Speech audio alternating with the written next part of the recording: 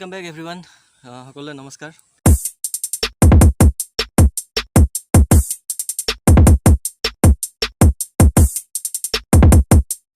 So মই আজি মানে ভিডিওটো কৰিছোঁ এটা কাৰণত গম পাইছে GMCHৰ ডক্টৰ এজন COVID-19 পজিটিভ পাইছে আৰু 3জন মানুহ গুৱাহাটীৰে।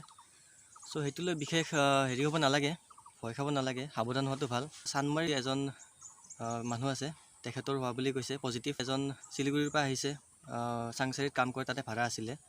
সো তাতে চিজ কৰা হৈছে। সো সিমান বস্তুটো ফেক নিউজ নোলাব আৰু সো সাৱধান হওক। আৰু ডক্টৰজন পজিটিভ পোৱাটোৱে আচৰিত লাগিছে। চাব যিখিনি ভিডিঅ' বনাইছোঁ, যিখিনি কথা কৈছোঁ আখৰে আখৰে কিন্তু মিলি আছে। সো পাৰিলে ভিডিঅ'বিলাক শ্বেয়াৰ কৰিব যাতে মানুহে জানক।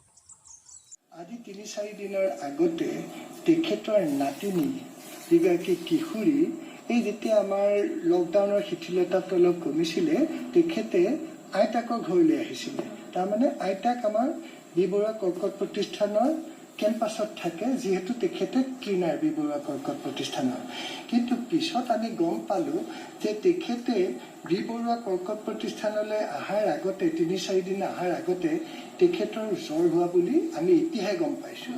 আৰু তেখেতে এই সম্পৰ্কত এজন চিকিৎসকৰ বাহিৰত পৰামৰ্শ গ্ৰহণ কৰিছিলে আৰু তেখেতৰ প্ৰেছক্ৰিপশ্যন মতে তেখেতে ঔষধ খাইছিলে।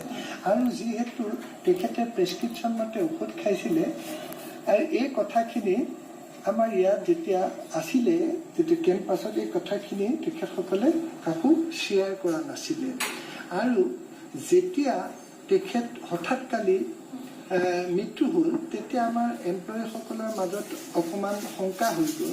হঠাৎ এনেকুৱা 16 বছৰীয়া ছোৱালী এগৰাকী কি কাৰণে মৃত্যু হ'ব পাৰে, ক'ভিড নহয়তো, এনেকুৱা ভাবি তেখেতসকলে কথাটো আলোচনা কৰি আমাৰ কৰ্তৃপক্ষক অৱগত কৰি দিলে। আৰু কালি সাধাৰণতে বুদ্ধ পূৰ্ণিমাৰ বাবেই আমাৰ প্ৰতিষ্ঠানটো বন্ধ আছিলে। কিন্তু আমি অতি ক্ষিপ্ৰতাৰে আমি যিটো গুৱাহাটী মেডিকেল কলেজৰ ক'ভিড মেনেজমেণ্ট টীম বা যিটো এটা নোডেল অফিচাৰ আছে ডক্টৰ অংকুমণি শইকীয়া, আমি তেখেতসকলক যোগাযোগ কৰি দিলোঁ। আৰু তেখেতসকলক মই ধন্যবাদ জনাব লাগিব যে তেখেতসকলে অতি ক্ষিপ্ৰতাৰে ইয়ালৈ আহি দিলে, তেখেতসকলৰ এক্সপাৰ্ট টীম আহি দিলে আৰু মৃত ব্যক্তিগৰাকীৰ স্বাব সংগ্ৰহ কৰে পৰীক্ষাৰ কাৰণে। ইয়াতে যি কলনী আছে যে তাতে চাফাই কৰ্মচাৰী কলনী, তাতেই মৃত্যু হৈছে। তাৰপিছত আপোনালোকে সন্দেহ হ'ল আপোনালোকৰ? হয়, কিন্তু ইয়াতে 3 দিন মানে আছিলে, গতিকে তেখেত ইয়াৰে পাৰ্মানেণ্টলি থকা ব্যক্তি নহয়, আইতাকৰ ঘৰলৈ আহিছিলে। তাৰ পাছত যিটো স্বাব সংগ্ৰহ কৰি দিলে, এই 3 দিন মানত যিকেইগৰাকী ব্যক্তিৰ সংস্পৰ্শলৈ আহিছিলে কেম্পাছত, সেই কেইগৰাকীৰো স্বাব সংগ্ৰহ কৰি উঠি তেখেতসকলক সৰু সজাইলৈ পঠিয়াই দিয়া হয় কোৱাৰেণ্টাইনৰ ব্যৱস্থা কৰিবৰ কাৰণে। আৰু তাৰপিছত মৃতদেহটো সাধাৰণতে সৎকাৰৰ কাৰণে পঠিয়াই দিয়া হয়। আৰু তাৰ লগে লগে আমাৰ যিটো ক'ভিড টীমৰ গাড়ীও তেখেতসকলৰ পিছে পিছে যায়। এইখিনি সময়ত আমি এটা কথা গম পালোঁ যে 4 তাৰিখে সেই কিশোৰীগৰাকী অকণমান বমি হৈছিলে। আৰু বমি হোৱাৰ কাৰণে আইতাকে, যিহেতু ইয়াতে কাম কৰে, আমাৰ হস্পিটেলৰ কেজুৱেলিটিলৈ লৈ আনিছিলে। আৰু বমি হোৱা দেখি ডক্টৰ নাৰ্ছসকলে তেখেতক এবটল চেলাইন দিছিলে। চেলাইন লৈ পেলাই আকৌ তেওঁ নিজৰ কেম্পাছলৈ গুচি গৈছিলে। আৰু ৰাতি প্ৰায় 10টামান বজাত মোক principal secretary health and family welfare government of Assam Shri Samir Sindhai phone কৰি জনালে যে এই মৃত ব্যক্তিগৰাকী ক'ভিড টেষ্ট পজিটিভ আহিছে।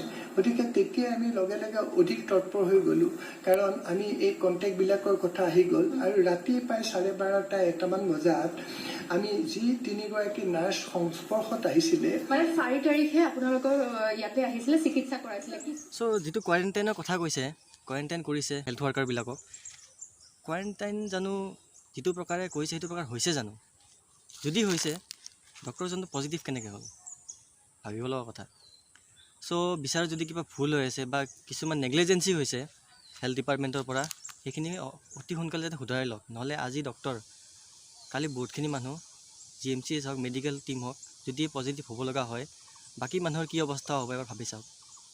আৰু এটা বস্তু মই কওঁ, কাকো ছাপোৰ্ট কৰা নাই, ৱাইন শ্বপৰ লাইন দেখাই আছে, নিউজত দেখাই আছে, সেইটো দেখাব নালাগে। দেখাইছে, দিন গ'ল, বজাৰত দেখাওকচোন মানুহ কেনেকৈ চব্জি কিনি আছে।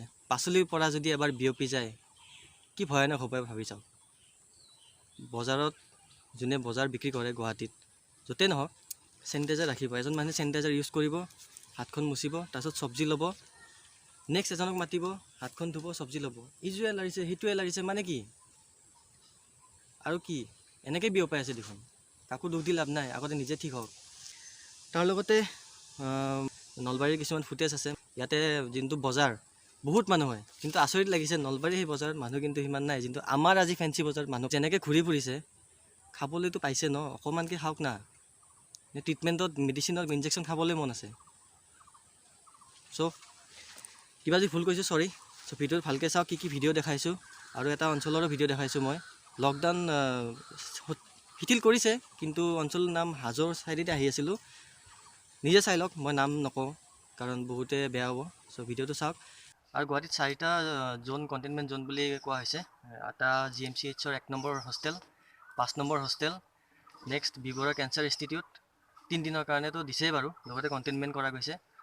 আৰু চানমাৰীৰ অমিয় নগৰ কৰি দিয়া হৈছে এতিয়া কণ্টেইনমেণ্ট, মানে চিল কৰি দিয়া হৈছে বৰ্তমান। আৰু লগতে কৈ দিওঁ, বহুতে কৈ আছে লকডাউন বাঢ়িব লাগেতো হয়, কিন্তু এইটো ভুল কথা যে লকডাউন শিথিল কৰাৰ কাৰণে পজিটিভ হৈছে নহয়। লকডাউন সময়তে 14 দিন 28 দিন কোৱাৰেণ্টাইনে আছিলে, লকডাউন চলি আছিলে। চ' লকডাউন হৈ থকাৰ সময়তে পজিটিভ হৈছিলে। লকডাউন খোলাৰ পিছত যে পজিটিভ হ'ল তেনেকুৱা একো হেৰি নাই, এইটো ভুল ধাৰণা নাৰাখিব। ছাবস্ক্ৰাইব কৰে নকৰে পিছৰ কথা, ভিডিঅ'টো শ্বেয়াৰ কৰক আৰু চবকে জনাওক। আৰু মই এইটো ইনফৰ্মেশ্যন আৰু এটা দিম, কিহৰ কাৰণে হৈছে। যদি মই সঠিক তথ্যখিনি পাওঁ মই ইনফৰ্মেশ্যনটো ভালকৈ দিম। চ' বেল আইকনটো দবাই ৰাখিব, লগালগ ইনফৰ্মেশ্যনটো পাব। Thank you. জয় আই অসম।